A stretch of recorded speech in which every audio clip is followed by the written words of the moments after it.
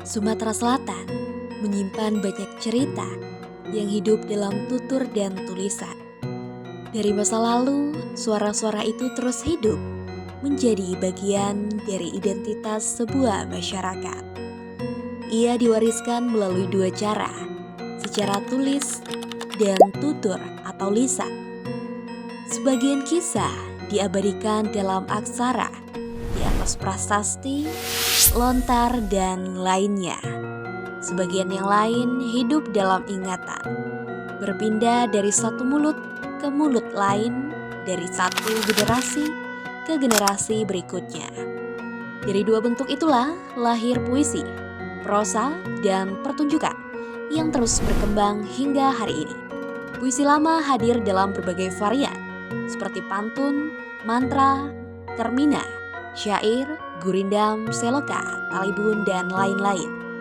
Di Sumatera Selatan, puisi lama ini masih dapat kita jumpai dengan konteks yang beragam. Di beberapa daerah di Oku Timur dan Musi Banyuasin misalnya, pantun hadir dalam prosesi pernikahan.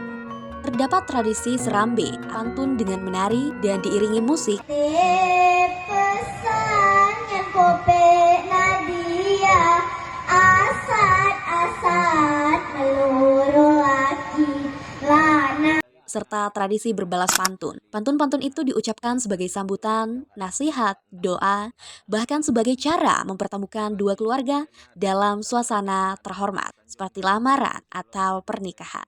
Dari Pinang ke Tembilahan nak membeli buah berangan. Dari tadi duduk berjauhan macam tak nak bersalam tangan. Pali kena hadat nak disampaikan, hadat nak disanjungkan. Sebelum hajat saya sampaikan. Sementara di Banyuasin, tepatnya di desa Pulau Rimau, terdapat serambe dengan ciri khas diawali kalimat tayyibah. Dahulu, serambe digunakan sebagai pengantar tidur anak-anak.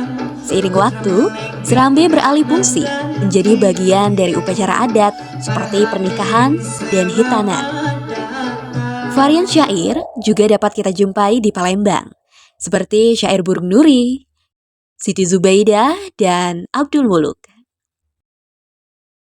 Selain itu, prosa lama juga banyak ditemukan di Sumatera Selatan, terutama legenda. Masyarakat menyimpan kisah tentang leluhur yang disebut puyang. Di beberapa daerah seperti Pemulutan, Pagar Alam, Pali, Oku Timur, dan Musi Banyuasin, cerita tentang puyang hidup sebagai penanda asal-usul, pelindung kampung, atau tokoh yang dihormati. Melalui kisah puyang, masyarakat menjaga hubungan dengan masa lalu dan meneguhkan identitas daerahnya. Ada pula legenda tentang tokoh perempuan, putri dan ratu yang hadir dalam berbagai cerita. Di Palembang dikenal kisah Putri Kembang Dadar yang dianggap menyatukan kerajaan Hulu dan Hilir. Di desa Senuro, Ogan Ilir, muncul kisah Putri Pidang Masak yang juga masih berkaitan dengan legenda Usang Sungging di desa Bangun Jaya. Tokoh-tokoh ini menunjukkan bahwa legenda juga sering menggunakan figur perempuan sebagai lambang kehormatan, keteguhan, dan nilai moral. Banyak pula cerita yang menjelaskan asal-usul suatu tempat, mengapa sebuah desa diberi nama tertentu, mengapa batu atau bukit dianggap keramat, atau mengapa suatu wilayah dihormati. Semuanya dijawab melalui legenda. Cerita-cerita ini memperlihatkan bahwa masyarakat memaknai ruang hidupnya melalui narasi. Selain puisi dan prosa lama, di beberapa daerah di Sumatera Selatan juga ditemukan beragam pertunjukan. Beberapa pertunjukan diadaptasi dari puisi atau prosa lama. Beberapa yang lain hasil alkulturasi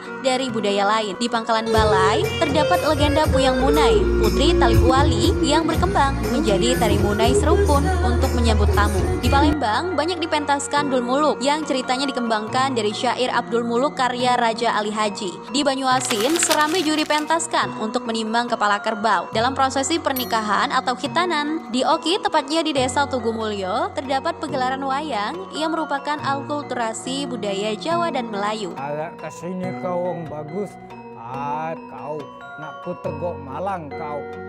Di balik kisah-kisah itu tersimpan nilai kesantunan, kebersamaan, penghormatan kepada leluhur, serta hubungan yang selaras antara manusia, alam, dan keyakinannya. Sastra lama memperlihatkan cara masyarakat Sumatera Selatan memandang hidup, menjaga harmoni, menghargai asal-usul, dan belajar dari masa lalu. Sastra lama dan sastra lisan Sumatera Selatan bukan sekadar warisan masa silam, tetapi identitas budaya yang terus hidup hingga hari ini. Selama masih dipelajari, dituturkan, dan dihidupkan kembali Bali, warisan itu akan tetap lestari sepanjang zaman.